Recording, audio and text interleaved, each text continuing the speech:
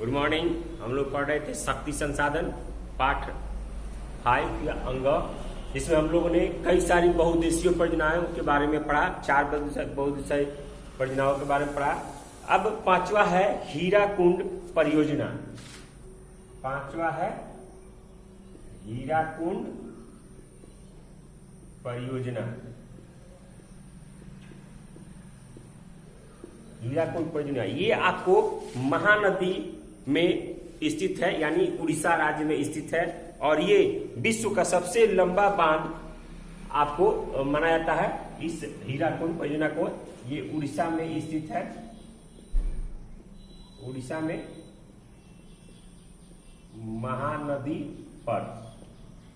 महानदी पर उड़ीसा में ये आपको स्थित है, और ये विश्व का सबसे लंबा बांध, यानी सबसे लंबा बांध। इसकी ऊंचाई 4,801 मीटर इसकी ऊंचाई है, और इससे 2.5 लाख किलोवाट, यानी 2.5 लाख किलोवाट विद्युत का उत्पादन किया जाता है, बिजली का उत्पादन किया जाता है। तो हीराकुंड विश्व के सबसे लंबे और सबसे ऊंचे बांधों में से एक है, सबसे लंबे बांधों में से एक है, और सबसे लंबा बांध है।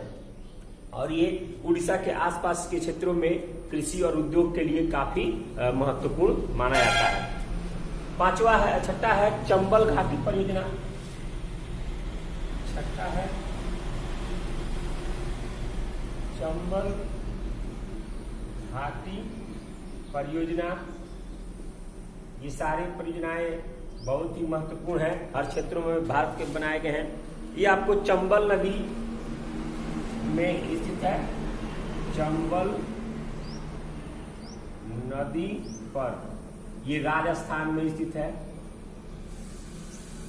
राजस्थान में चंबल नदी पर ये आपको स्थित है, और इसमें आपको 3 शक्ति गृहों की, यानी 3 बिजली उत्पादन करने वाले संयंत्रों की स्थापना की गई है, और इससे 2 लाख मेगावाट बिजली का उत्पादन किया जाता है। 2 लाख मेगावाट, 2 लाख मेगावाट बिजली का उत्पादन किया जाता है, और ये राजस्थान और उसके आसपास क्षेत्रों के लिए काफी महत्वपूर्ण माना जाता है। इससे मध्य प्रदेश के कुछ क्षेत्रों को भी बिजली मिलती है, विद्युत मिलता है, जिससे कि कई सारे उद्योग धंधों इस पर निर्भर हैं। दूसरा है तुंगभद्रा। 7वां है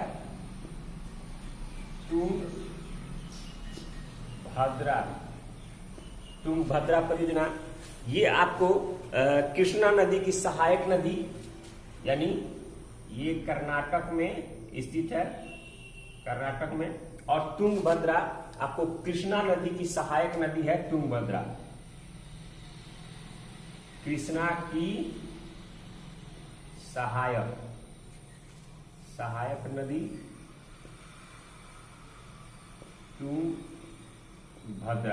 तुंगभद्रा पर ये स्थित है, और ये आपको दक्षिण भारत की सबसे बड़ी नदी घाटी परियोजना मानी जाती है। तुंगभद्रा परियोजना दक्षिण भारत की सबसे बड़ी ये आपको परियोजना है, और ये कृष्णा नदी की सहायक नदी तुंगभद्रा पर स्थित है कर्नाटक क्षेत्र में, और दक्षिण भारत में इससे काफी सहयोग मिलता है। और ये कर्नाटक और आंध्र प्रदेश, ये आपको तुंगभद्रा कर्नाटक और आंध्र प्रदेश दोनों के संयोग से, दोनों के सहयोग से ये आपको परियोजना का निर्माण हुआ है, परियोजना का दोनों तैयार हुआ है, दोनों के सहयोग से।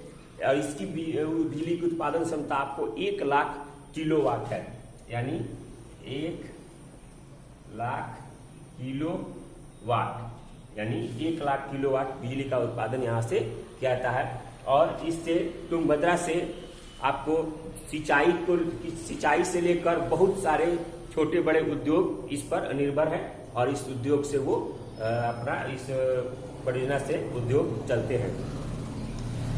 अगला 8वां है सारवती नदी परियोजना। सारवती नदी परियोजना, ये सारी परियोजनाएं भारत के महत्वपूर्ण परियोजनाओं में से एक है। सारवती परियोजना